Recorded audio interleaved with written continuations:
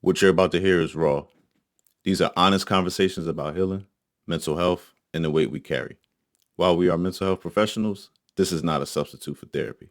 The views shared here belong to those speaking, shaped by their stories, not by their institutions. Listen with care. Take what you need. And this person, he still don't call himself not liking me. He say the wrong thing. I say the wrong thing. And we end up fighting. I whoop him. He go back. He You just get the know you're gonna win. gun. You just I'm know gonna you're win. gonna Like, yeah. I'm not gonna lose. Yeah.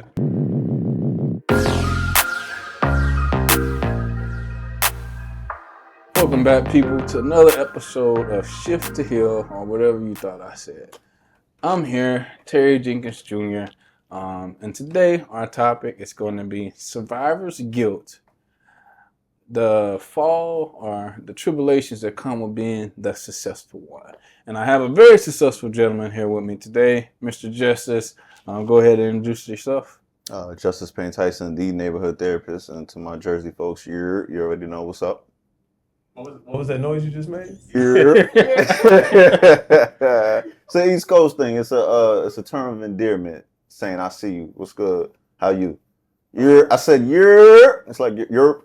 Some people say you're, but we say you're. You're. Yeah, Y-E-R. If I ever go to Jersey, should I do it or not? I would say no, because once you do it, they're gonna be looking for a certain movement from you, and you're not gonna do it because that's not, you know what I mean. That's not who you naturally are. What's up?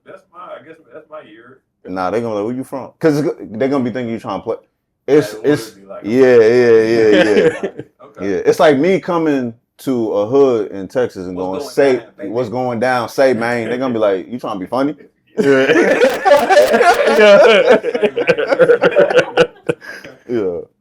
No, good. But get into it, just kind of set the atmosphere for it. A lot of people out there can kind of, understand what it means to make it out, your situation, right? Whether you're the star player on the football team or the smartest person in your class that actually goes to college and graduates. There's always kind of a guilt or negativity attached to, man, I wasn't able to do this or help that person, or I'm not able to grab this person and help them out. And then also sometimes you can receive hate from other people. Whenever you do get out your situation, you think you're better than everybody now, or you change, or you don't call and talk to me like you used to, or dang, I used to be able to say this to you, but now it's like I can't nobody say shit to you. So just to kind of talk about when you go through that kind of transition in life, what are some things you can do to kind of help you deal with that survivor's guilt? It's tough. You have to tell yourself you don't owe anybody anything. Regardless of what they've done for you. We got to get to a place in life where we understand that people do things for you for their own selfish reasons or unselfish reasons, but at the end of the day, they made a conscious decision to do that. So I'll give you a real life example. This what we're doing, even though I'm a part of it, this ain't for me. This is for y'all, because even if all else we counseling falls, they're going to remember Terry. They're going to remember Jonathan. They're going to remember Mimi, because y'all got your own voice. So for me, that's something I'm doing consciously because I want to do it. I genuinely want to help y'all. That doesn't mean when y'all become successful, when y'all become multimillionaires, y'all got to come back and be like, hey, just let me hit you off a little bit. Y'all, for real, you can see me at HEB and be like, what's up, yo?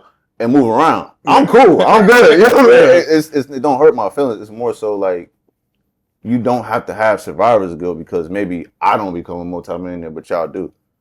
You don't owe anybody anything. So that's the first step. Second step is you got to be real with yourself.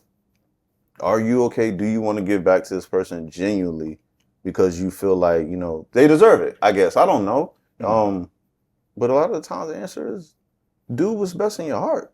I just feel like, especially me, I've gotten better since I've been in therapy myself, and I do feel therapists should go to therapy, but that's here nor there. Me getting better with my survivor's guilt, it could also be called survivor's remorse, just for anybody listening. Survivor's guilt and survivor's remorse, and I'll break it down in a second. But going to therapy really, really helped, man, because it's just like, yo, you don't owe anybody anything. And you brought it up in the last session about parents. You don't even owe your parents. Yeah. You can tell them thank you genuinely from the heart, but it's not your duty to become your parent's parent. Yeah. So you have to, one, make sure you feel like, hey, do you feel like the person is owed it, and if you want to, out of the kindness of your heart, go for it. But you got to be okay with you. Make sure you're good. Yeah. Yeah. I like how you kind of said, basically, point blank, shut up, you don't owe anybody anything. How do you kind of come to, I guess, an agreement with yourself when it comes to that? Because a lot of people will feel like if they're here, I don't owe anybody anything. But then they think about back to, man, I was in high school and I remember I didn't have no food, no money for food in the drive-thru, and they paid for it. Damn, I do remember, you know what I'm saying? I didn't have nowhere to sleep, and they let me sleep on their couch type deal. So how do you get comfortable with feeling like I don't owe you shit? Like, all right. So the first thing I would tell you is don't get comfortable. You can't. yeah. You know what I mean? I'm big on becoming comfortable being uncomfortable. Yeah. Right? So let me break down survivor's guilt and survivor's remorse. They're the same thing in my opinion. But when people hear survivor's guilt, naturally they think of war veterans, PTSD, people that survived wars but their comrades passed away. That is survivor's guilt, because you can think about that. There's another side of survivor's guilt that we don't talk about, which is I was in an environment, I had my peers in the same environment, I go off to become, you said football, anything, successful, whatever that defines as, and your people are still there. And you're talking to them. You're like, hey, man, what's up? You're excited to talk to your people. Hey, what's going on? What you doing?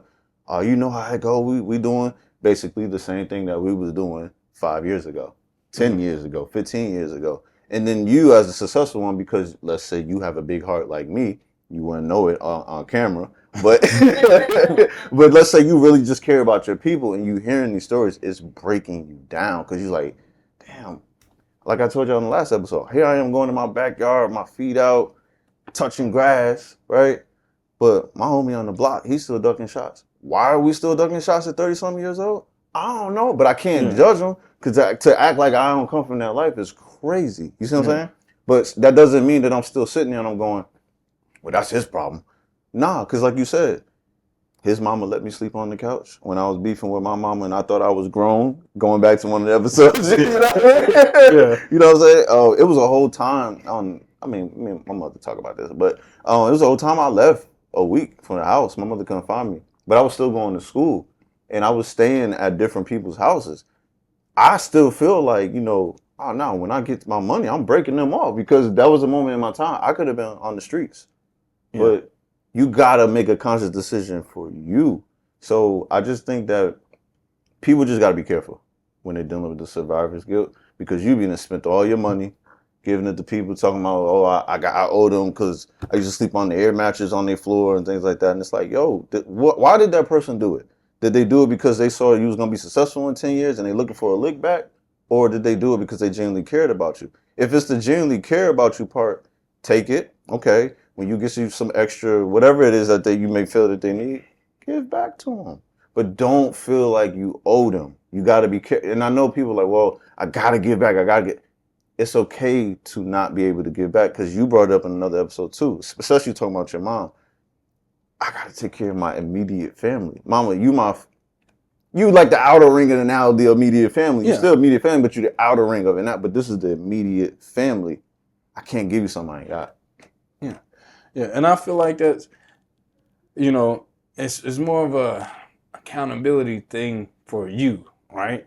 You talked about feeling like you owe somebody. It's a big difference in feeling like I owe you than I want to do something for you. Right. Because if I feel like I owe you, when you owe somebody money, listen, bro, you gotta pay them back. Right, you know what I'm saying? right. If you don't pay them back, you be worried about it. You shouldn't have that same energy when you're just doing something for someone. Right. And then also the intentions. And I feel like whether the person saw in your mind, take me for example, 14 years old, I know Terry's gonna be somebody someday in the future. Let me go ahead and invest in his life and support him.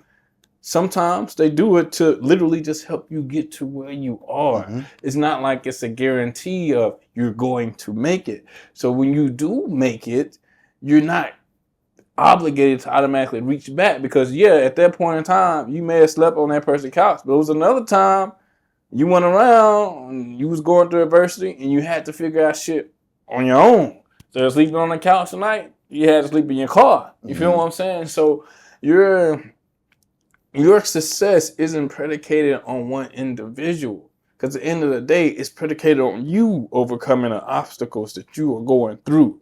And so you don't owe anybody anything but yourself. In the case of giving back, it's out of the kindness of your heart. You know what I'm saying? I'm like you. It's people I preach to today and people I have in my circle that I kind of build up and try to influence. I don't want nothing from them, but for them to be happy and live a joyous life. I don't care. Well, it's one of my homeboys right now. He's doing great in life, wonderful in life. We ain't talked in a minute, but I understand the conversations that we had when he was younger, when he was a kid. He used to come talk to me all the time. Now I see him now. I never think, man, he owed me this. I always think, bro, I'm glad we had them conversations. I'm so proud of bro. I look at his family, look at his brothers, and say, I'm like, man, I'm so proud. I'm glad bro went to school. I'm glad he got his own firm now. Like, I'm genuinely happy for him. When I was investing into him, I didn't do it because I thought so-and-so going to be successful. It was more like, bro, he like me. We're going through situations just like me. Let me help him get through this time just like I want somebody to help me get through this time. And so I feel like, again, you don't owe nobody anything. And then two, anything you do, let it be out of kindness of your heart. Right. Because when a person was doing it for you, it was out of kindness of their heart. They did it because either they believed in you or they just simply wanted to help. You know. Have you gone through survivor's guilt? Oh, yeah. Okay. Definitely. You feel like talking about it? When I first graduated, everybody from Arkansas most of the time stay in Arkansas. You don't leave Arkansas. There's different iterations. We like to call it the sea because nobody ever makes it out to sea. Nobody ever makes it out. If you went to UAM, it was you ain't moving. Oh. You know what I'm saying? So for a lot of people where I'm from, they don't make it out. I have cousins who've never left the state of Arkansas, and they're in their 40s and 50s, never left the state. And definitely probably never even left Southeast Arkansas. The furthest they've been is Little Rock. And so when I first graduated, immediately, because thanks to my father, shout out to my dad, you know, for y'all who ain't watched, my biological father, Terry, I don't really talk about him, but when I'm talking about father, I'm talking about Corey Haney. He's from he went to school in architecture, but he's from Amarillo, Texas. And so he grew up with that Texas environment, Texas feel, taught us about, you know, Paul Wall, the whole, you know, just that Texas culture. So when I graduated college, I'm like, Houston is where I want to be. Like, I want to be in Texas. I want to be in Houston. Let me save you. Yeah. Because you got the Dallas versus Houston war, you know that. So okay, I'm sorry. I'm from Arkansas. Oh, well, Houston, but I hear you. I know what you're saying. Don't beat me up over that. But I like that influence, that Houston influence, and I wanted to be here. So I remember moving out here, getting a job at Verizon, and I'm doing great, right? I'm great in sales. I'm killing it.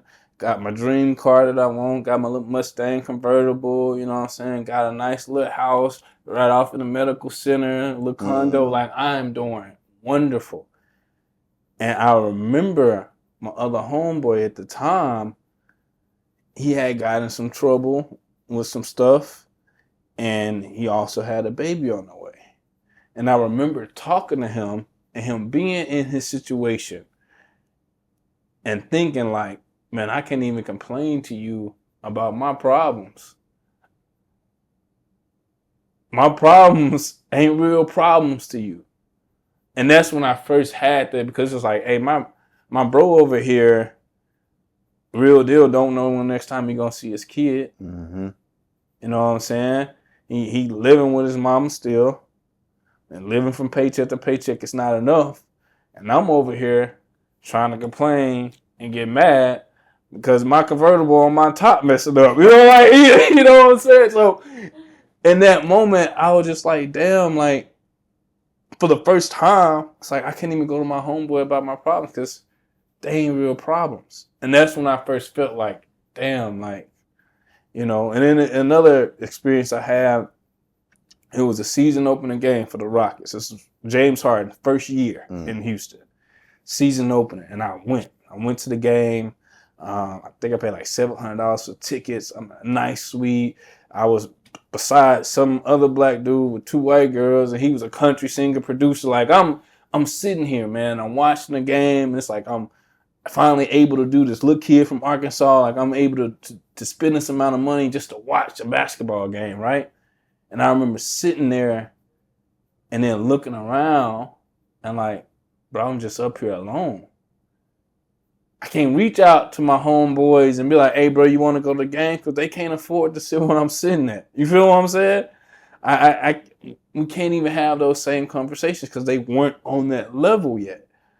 And both examples, both times for me was just like, damn, like, should I give more? You know what I'm saying? Mm-hmm. Should I try to move them out here? Like one of my homeboys who was sleeping, on my couch before I moved from Arkansas to Houston, I'm like, damn, should I have stayed back in Arkansas, to help him out a little longer? Because now he in this situation, and I only can think, like, if I would have stayed in Arkansas, could I've had, help him eventually go from my couch to paying rent with me to having his own spot? Like, it was so much, and it was tough. But what helped me was giving back, not financially, but advice. Hey, bro, I think you should go back to school.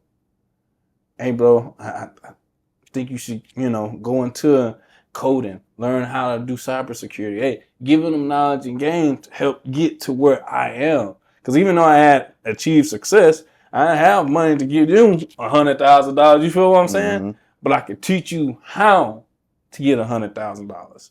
And so that really helped me because it's like, hey, you may not be able to give this person this amount of money financially able to do this, but what you can start doing is putting your homeboys on game. And that's what I do to this day.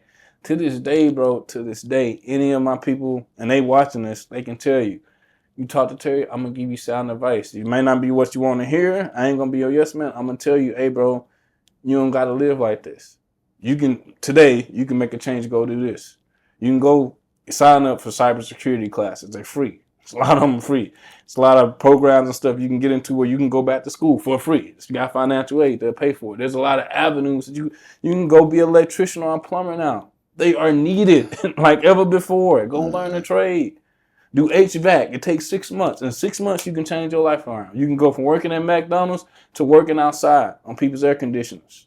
In 6 months, you can go from making $14.35 to making anywhere from $70,000 to $80,000 plus. I put them on game. And so it's like, no, I'm not able to give financially, but I'm giving back and investing in you to where, just to be frank, if you don't do what I'm telling you, now it's on you. Mm-hmm. It's not like I'm trying to keep a secret or keep sauce to myself. No, I'm giving you the game. I'm telling you the avenues the way you can be successful and where you can get to where we can go to the games together.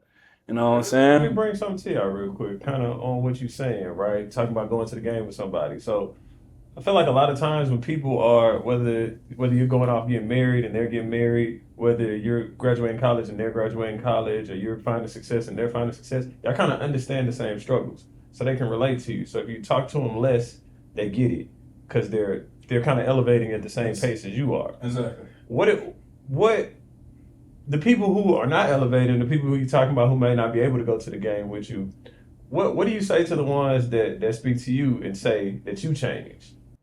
Man, tell them it was necessary.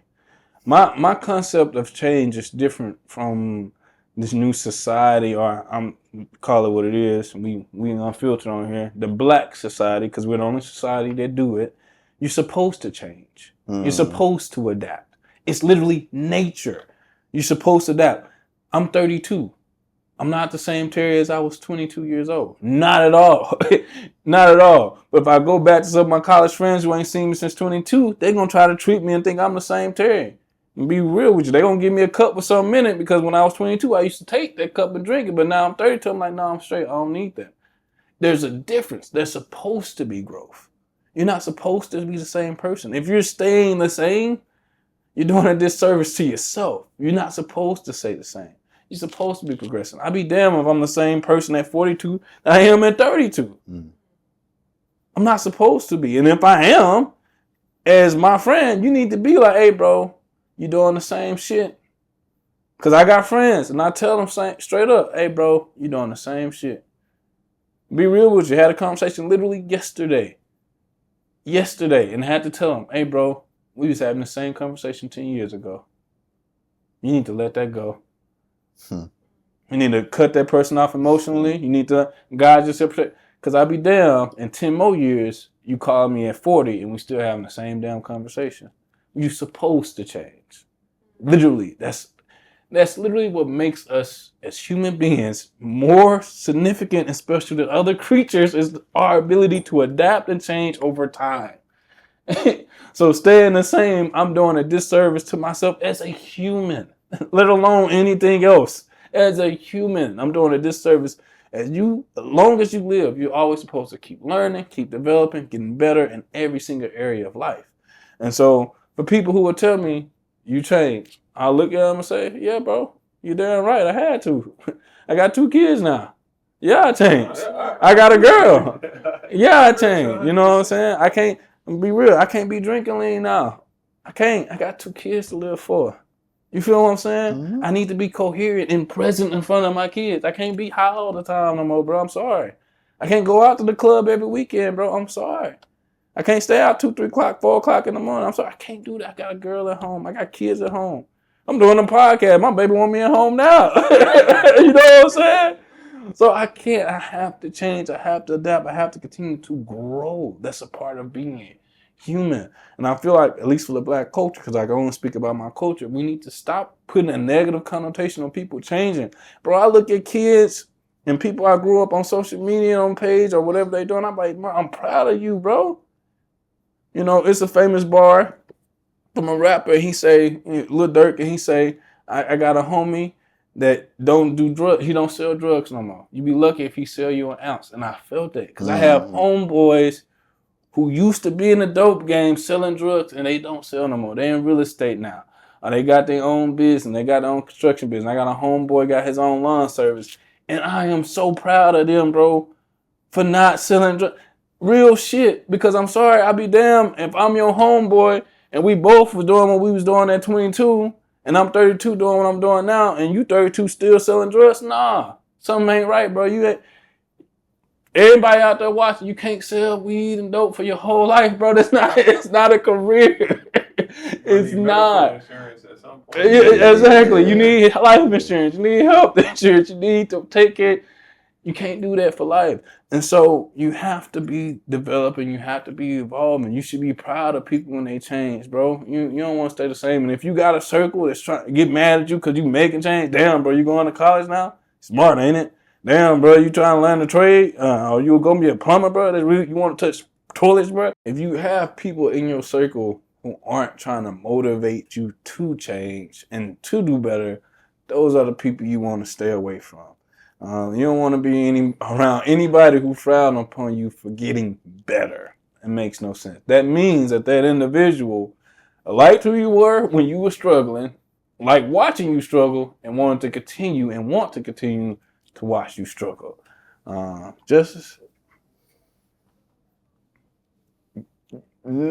of the 3 of y'all have ever asked me where I got the name of the neighborhood therapist from. Y'all know that? Yeah. You know, so isn't it like neighborhood? Like the hood? All right. So I just thought when I first seen it, I was like, oh, this just a hood dude who went to college. So I figured just it came from like the blocks of New Jersey, you know? And now it's in Texas. So I think I had the same idea. Yeah, we just thought it was a hood. And then, well, you know, looking at the picture, let's just give a little shout out to Justice right now, because, like, you know, he's a one of one type of guy, right? Mm-hmm. So when you're looking for a therapist, you find his profile and everything, the neighborhood therapist. So if you're a certain type of person, he's gonna connect with you. So I think what I got from it was just like he just like from around the way. Like he's not a suit and tie. He's like I figured you was from the hood, whatever the hood is. I figured you was from the hood, and that's the people you speak to. Yeah. Kind of like what he said, to be real. I just thought like you were somebody who kind of come from the struggle. You understand the struggle, and your demographic was other people who come from that same struggle that you understand. Come from people call it the hood. I don't like to call it the hood. I just call it the struggle because every hood ain't the same. It ain't the same dynamic. Every hood ain't bad, and like every hood ain't bad. People get the hood and then got this picture of shooting and it can be the hood, it can still be poverty, but have another side to it. Yeah, but yeah, just somebody who trying to like let everyone else know, like, I'm not this suit and tie, uppity business professional psychologist. That's what they used to call it. Yeah, I'm a street psychologist. So, you know what I'm saying? I'm somebody who can relate to the quote unquote common person. Yeah, I think I had the same thoughts. I mean, growing up, I grew up around Black people, so I feel like I really connect and really understand a lot of nuances. So I just kind of figured the same thing that Jay and Perry did too, to be honest. All right. I'm not mad at that, but I didn't give myself the name. It didn't come from me. That makes sense. I did not give myself the name. I had 4 different clients that didn't know each other, and all 4 of them said the same thing. I had 1 white client, 1 Asian client, 2 black clients, and they were just like, yo, and from different worlds. I'm talking about one was a hood person, one was a multimillionaire, okay, Mm-hmm. and then whatever the other 2 was doing, I ain't gonna blast them like that. Right? They came together and they were just like, yo, you know what? And in their own ways, they're like, you know what? You know what's so unique about you? Yes, you come from where you come from, but you know nothing. Because, man, when I tell you the stuff that they were talking to me about, I never experienced it, but I was still able to meet them on an empathetic and sympathetic level at times. They're just like, you just get it. It's like you're from around the way. You're from a neighborhood. But my black clients that I had, my 2 clients, they was like, no, that's right. Because I was breaking it down and I was like, how you feel about what they was like, no, that's real, that's real. But hold up. You got to let motherfuckers know, though. So if you're going to take the name and run with it, you got to put an emphasis on the hood. So my name is the neighborhood therapist with an emphasis on the hood. That's why I always say that. But I'm a kid from around the way that never grew up. Now that's taking me to the point with the question you asked. You said about change when people tell me, oh, you changed, right? Yep. Terry, the whole time you was talking, I was listening to you. Everything, I agree with you. But do you know I think I'm too far gone. I'm too far brainwashed because the word change, it burns. Yeah. You was like, hey, the black people, the only people that got a problem with that. I was about to be like, and do? And I was about to be like, Terry, you right. Ain't nobody changed, bro. I'm still the same. Ignorance. Yeah. That's ignorance, bro. Yeah. Right? But I recognize that about myself. That's why I said, do y'all know where the neighborhood therapists come from? Because I'm vulnerable enough to say that out loud. Yeah. That I still got that ignorance. I still understand that. Terry said, Justice, you changed. You know what I mean? Like I know what you mean, but bro, don't say that. Chill out, bro. Like, you know what I mean? But if you would say, Justice, you elevated, like, I'm like, damn, bro, word. Appreciate that. I take it differently. Hold on. You shifted. I like that. Ooh, I like that. I like that. But I want to speak to the other side. The people that's like me and the people, I'm gonna get to the Grammy people in a second, but the people that's like me, truly, you're stuck in a place, right? You have shifted in your life, but you still have moments where you're still in contact with these people, or you think about these people. You may not even be able to contact these people anymore. They dead. They in jail. You know what I'm saying? So you thinking about these people that you can't touch anymore, and you're like, well, why I got it? Why I deserve it? Such and such was smarter than me. They was a better athlete than me. Such and such got all the girls. Here I am talking to the baddest of Houston. That's a fact. But I'm talking to the baddest of Houston. Like, oh, I know, bro, would've. I be having those moments, right? But that, to me, I'm like, that's survivor's guilt. How do you get through that point? You got to talk to the people around you. This takes me to the grimy part of people. You'll have people say, you still got that little job? You still got that little business? If y'all ever really pay attention to me, anything y'all come to me, especially Jonathan, because he's starting off Greenshore and Greenshore about to pop off. When he talks to me about Greenshore, I never be like, oh, y'all like that little painting. I like the way you got that little. I do not anything he say to me, bro. You ever notice that, bro? I don't little. I hope nobody say little. Yeah, no, I feel like I would check that. I think if somebody was like, "Oh, you got this little," like, what you? I feel like I'd question that. What do you mean little? Like, right, but that's something we do in the black community. It's no, like, they do. They do. You're right. So, for people that are into what I'm into, I listen to Don Tripp a lot. I don't know if y'all know who that is, but Family Discount. That's one of them songs when I hear it, I'm just like, yeah, that's me, bro. But basically, we're saying nobody wants to ground this shit out. They just want the family discount. They just want you to go get it. And when you get it, give me the family discount. Yeah, facts. You know what I mean? And it's just like, damn, that's hurtful. But then on the other side, it's like, damn, but do I owe them that? That's that survivor guilt that we talking about. Hmm. But then I'm sitting here listening to Terry talk, and he's talking truth. Soon as he say, yeah, you gotta change, I'm like, bro, I'm always just from the block, bro. I'm never changing. I just happen to elevate. I just happen to be the neighborhood therapist. It was like, bro, that's so ignorant, bro. Yeah. But it's reality. We hold pride in where we come from. And that's okay. Like, we hold pride in where we come, and that's okay. You're supposed to, right? Mm-hmm. But at the same time, where you come from and what you went through should not define who you are. You feel what I'm saying? That shouldn't be the definition. You shouldn't be Justice from the hood, and that's it. He from the hood. He a hood nigga. That's all. That's it. That's all he gonna have. No, I'm not even that. That's the crazy part. well, I'm saying that content. It should be. Oh man, look at Justice 10 years ago. I couldn't even imagine him being a therapist. So when I knew him when he was doing, I couldn't even imagine him talking to people. I couldn't even imagine him reaching out to the community.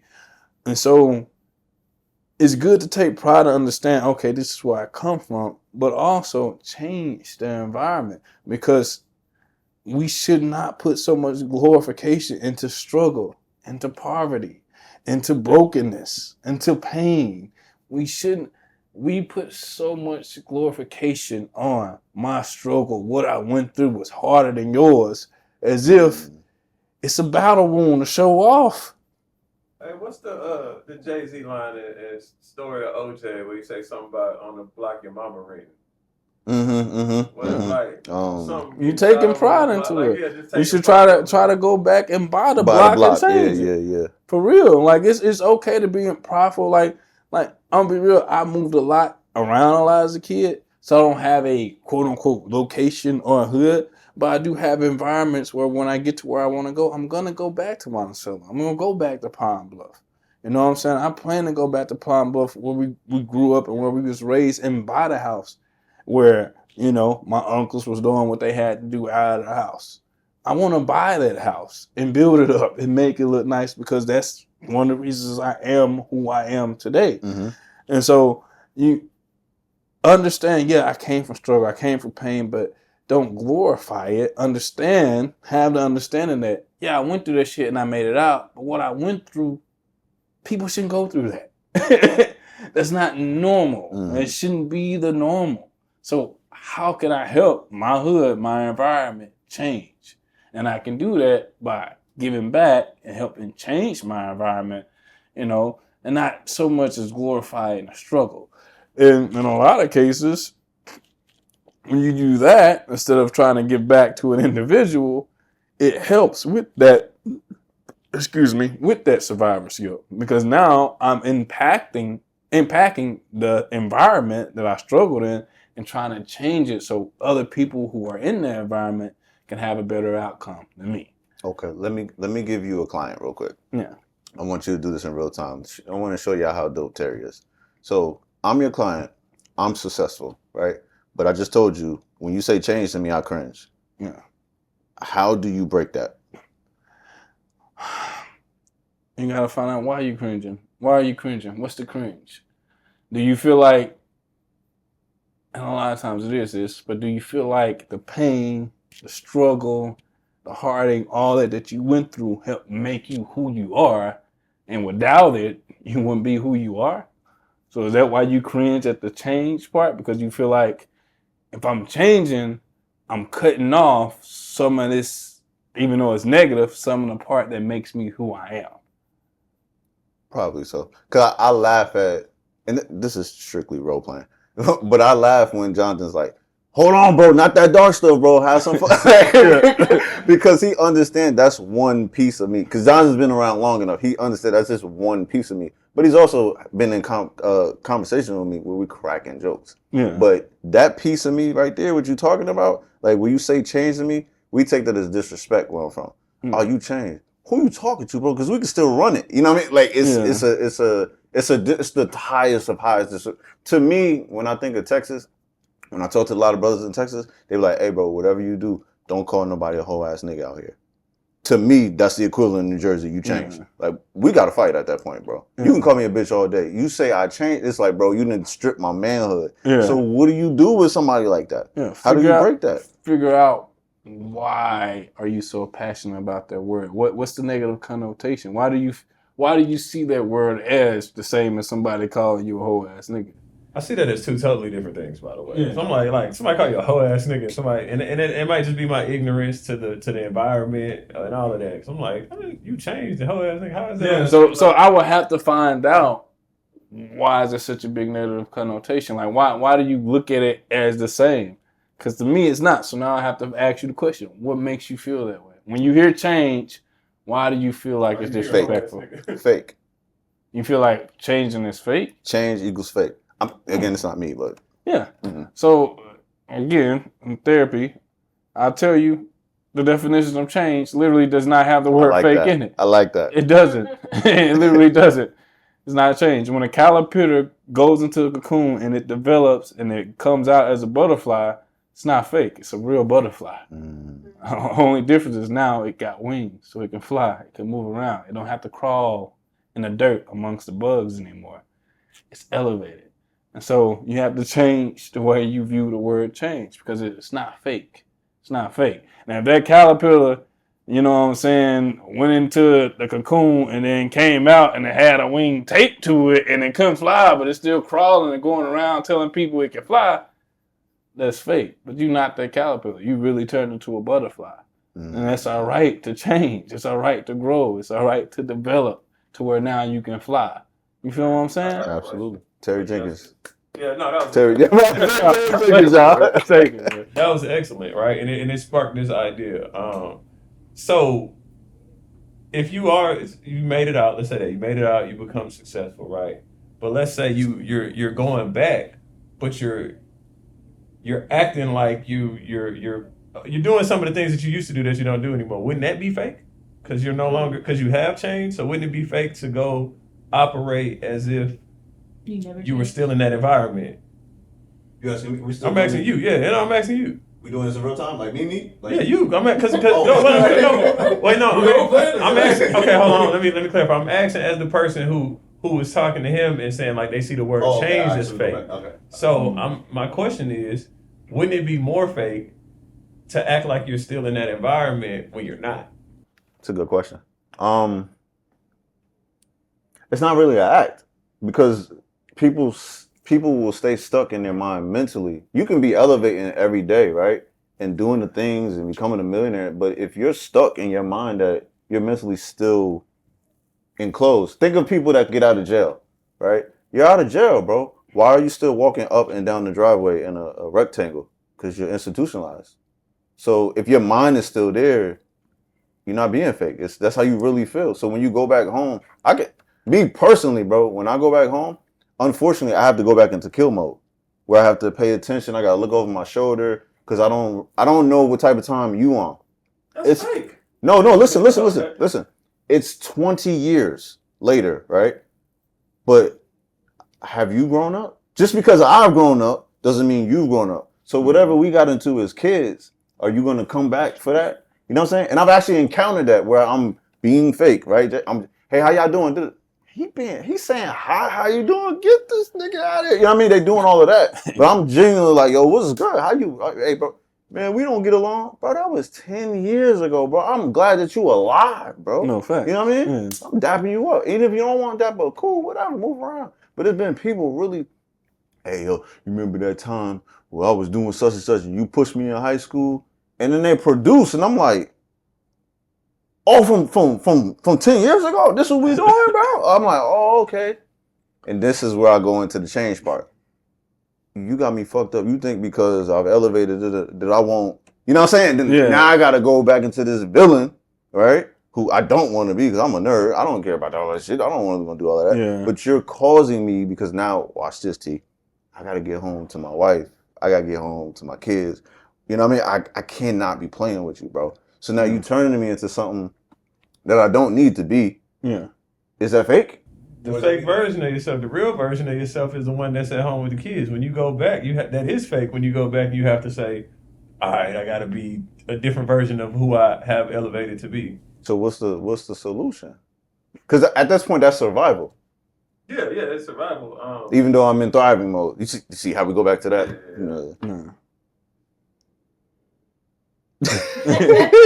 I feel like the solution. What I want to say is don't go. But I feel like you have to be who you are at all times, right? Mm-hmm. So I get it doing the survival thing. I think I was just kind of saying it to like the person who's saying I haven't changed. It's like no, embrace that you have changed, right? Embrace that because that's who you are. You might have to go back. Like that's not the fake. That's I guess that's the point I'm making. The you that's sitting in front of me that I'm talking to is not the fake. Mm-hmm. When you go back there and you go into survival mode, that's honestly the fake, in my opinion. To me, it's about the environment, right? And in this scenario, I would say don't put yourself in that environment. You know what I'm saying? You can take a pastor, the most Christian person you've ever seen in your life, but you can't put him in a whole house. I'm not finna go walk. And if I'm a man, no matter how religious I am, no matter how much I love God and my wife, I'm not finna walk through a whole house like I'm invincible, like I don't have eyes. I'm gonna avoid that because one, I'm changed. Two, I understand that I shouldn't be in that environment. Why run into temptation? Even if I feel like, man, I ain't gonna do nothing if I go in there. Why even go? Well, put myself in that environment. Ain't no need to. What if your people there? And y'all gonna have to come over here. Like you just said, I gotta get back home to my wife and to my kids. Y'all gonna have to come over here. When I go back home, bro, there's certain places I don't go because I know it's people who don't like me. I don't even supposed to be real because I know some people who don't like me who still gotta grow up, like you said, from high school, some college shit, and it's just like, so no, I'm not going over there. And I got bros like I had a cousin last time I was at home called me, hey bro, we going so and so, we finna go to the gym. You gonna play a ball? Who all gonna be there? He started naming names. I'm straight, cuzzo. I'll see you next time. I'll get up with you next time, cuz. Because I know I can't go over there. Because I know I got to get back to my daughter. And if I go over there and this person, he still don't call himself not liking me, he say the wrong thing, I say the wrong thing, and we end up fighting, I whoop him, he go back, he get the gun. You just know you're winning. like, I'm not gonna lose. Yeah. And you go back, you get the gun, you come, and you end my life. Now my daughter got to grow up without a father. So beef when you was in 10th grade. Exactly. Exactly. Yo, that sounds so crazy when you say it out loud, bro. But it's real. Because we just talked about it. Even though I'm 32 years old and I'm this teary now, I promise you, I guarantee you, somebody watching this podcast or somebody who knew me when I was in college, like, bro, it's a completely different person. Mm-hmm. You can't tell me it's the same Terry.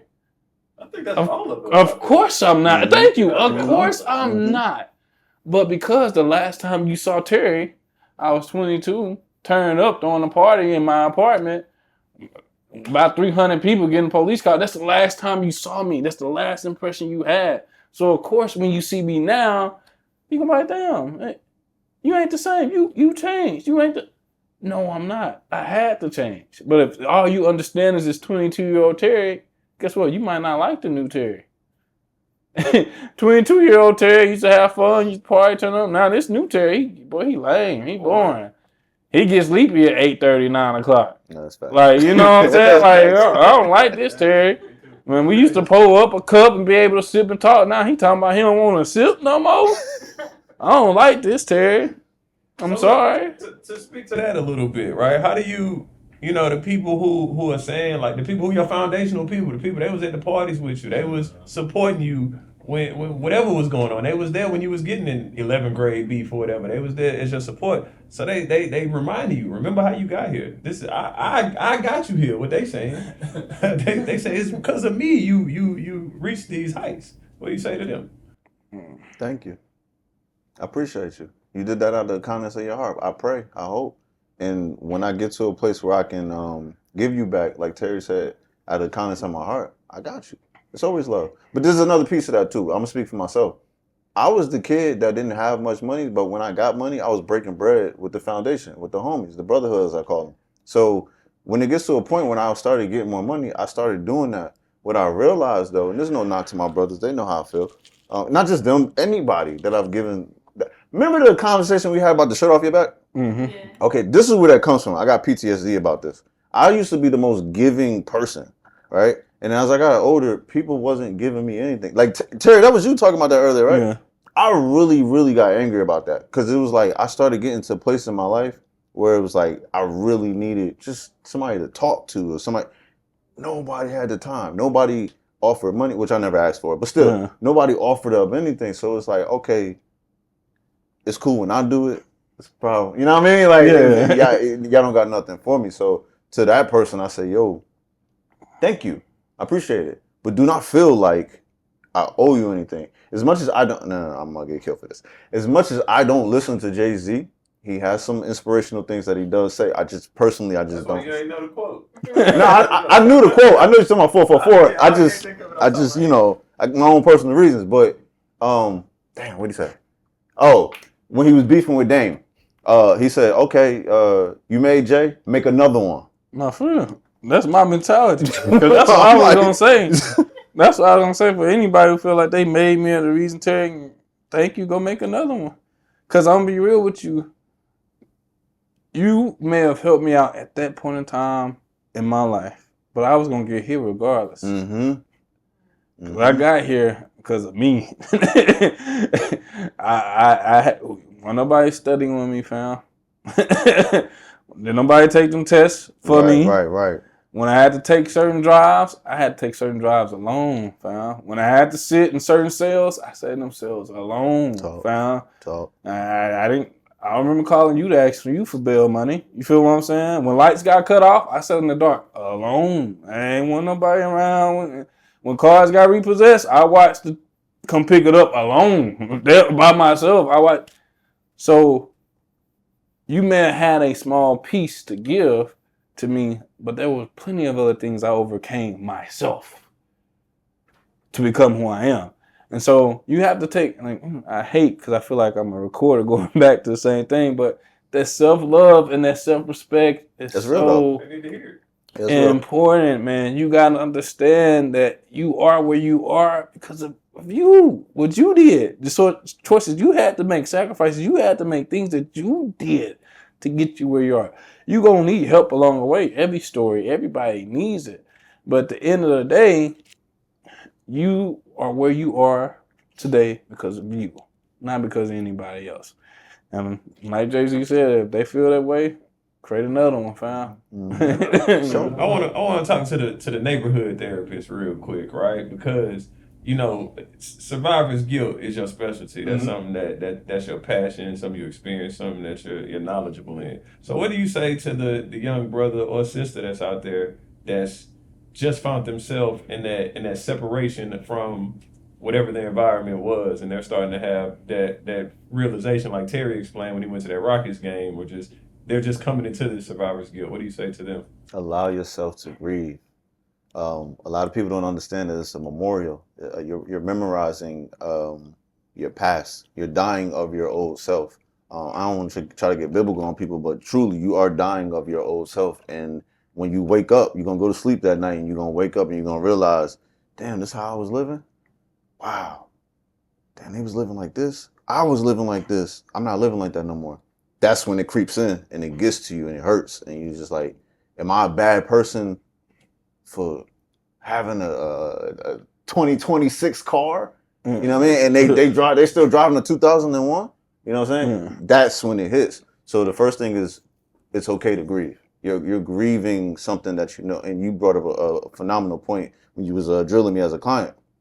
What exactly are you mad at with the change? Why is that bothering you so much? What does it mean to you? It's a grieving process, bro. I don't want to let it go. It's like somebody that died to me. They're not dead. They're just sitting in the casket asleep. So go through the grieving process. Then when you do that, I'll help you work as a therapist. I'll help you work through that. I ain't gonna put a time frame on it, but you got 8 weeks. But you got 8 weeks, right? I'm gonna help you through it. We're gonna talk about it. We can do twice a week. We can do once a week. However you want to do it. But you got 8 weeks. All right. Once we do that, I'm like, all right, turn up time. You know, what do you want your future to look like? What is it that you want to do for these people when you get to where it is you want to get to? What you want to do for yourself? I need you to go be kind, go do something for yourself. And then if you're just one of those people like the neighborhood therapist, me and my wife, what we do is every anniversary, we have an anniversary meal. But our anniversary meal is so basic. It's what we cooked in college because we didn't have money. It's the most unhealthiest meal ever, and I really hate that we do it, but I'm committed to it now.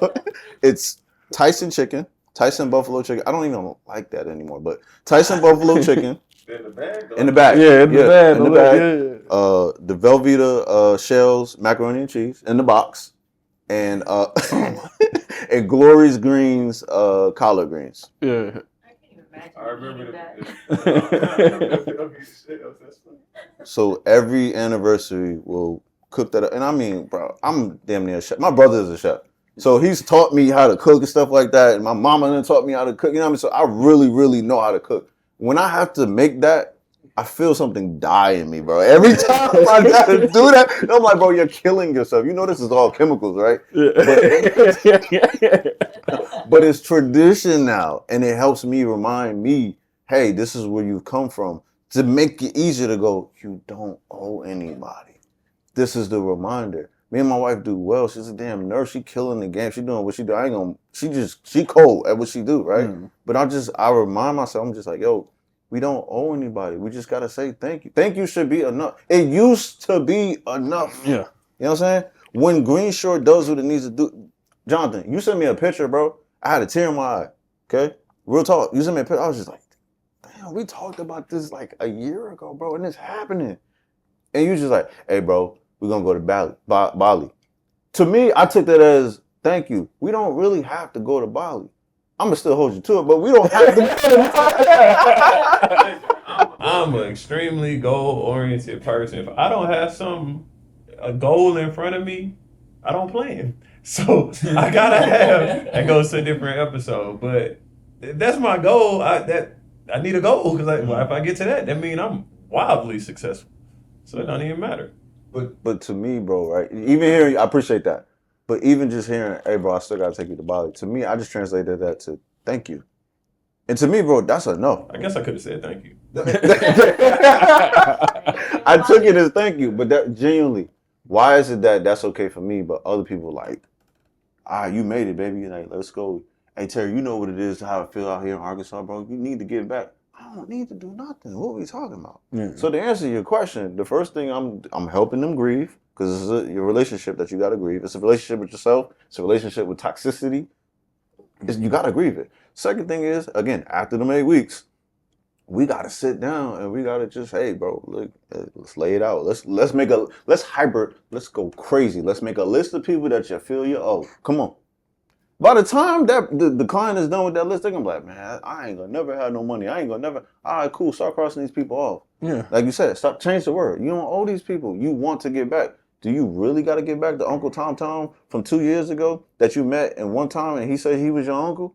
Like, what we doing, bro? And then people their mind shifts and they go, okay, cool. So maybe I just need to give something to my mom. You don't need to. You want to. That's another thing, too. The third thing is I tell people, figure out what your needs are, figure out what your wants are. There's two different things. Needs is an absolute. This is a Maslow's hierarchy of needs. You got to eat to survive. That's where I want you at. See, hold on. Shameless plug. See, neighborhood therapist. Y'all get on here, y'all be like, oh, he ignorant. I just hit you with Maslow's hierarchy of needs. I know the information. I just don't care to bring it up. Here and there. Anyway. Yeah. You gotta meet people where they at and get them to a place where it's like, listen, I'm going to the pits of hell with you to pull you up out this thing. Let's move forward. But you got 8 weeks in the beginning to grieve. And after that, we're going to get it, however long it takes. That's my answer. I like that. I like it. Hey, thank y'all again for tuning in to another wonderful episode of Shift to Hill. It's your boy Terry Jenkins Jr. Neighborhood therapist Justice Payne Tyson. And we out. Peace.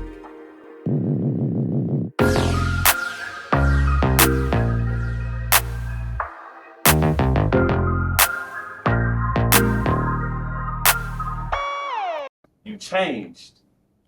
I don't know what that means. Mm-hmm. Oh, that's what people tell you. You changed. Yeah, you changed. Yeah. And I Personally. Right. What I do? I changed it.